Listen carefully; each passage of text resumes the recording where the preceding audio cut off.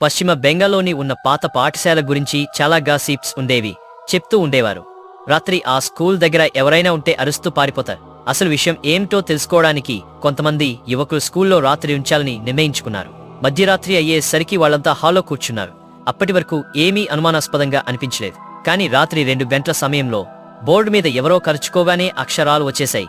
ఇక్కడి నుంచి వెళ్ళండి, లేకపోతే మిమ్మల్ని విడిచిపెట్టను. అదవైనా మిత్రుడి ట్రిక్ అని అనుకుని మళ్లీ కూర్చున్నారు. కానీ కొద్దిసేపటికి క్లాస్ రూమ్ డోర్ అవసరంగా తెరుచుకుంది. ఒక్కసారిగా పగిలిన గాజు శబ్దం వచ్చింది. ఫ్లాష్ లైట్ వేసి చూశారు, కానీ ఎవరూ కనిపించలేదు. ఒక కుర్చీ ఊహించలేని విధంగా ఒంటరి కదిలింది. అంతే, వాళ్ళందరూ భయంతో పరిగెత్తారు. మరుసటి రోజు గ్రామ పెద్దలకు చెప్పినప్పుడు వాళ్ళు ఒకటే చెప్పారు, ఆ స్కూల్లో 1 కాదు 2 కాదు అనేక ఆత్మలు తిరుగుతున్నాయి. ఇక మీదట అర్ధరాత్రి అక్కడికి వెళ్ళకండి.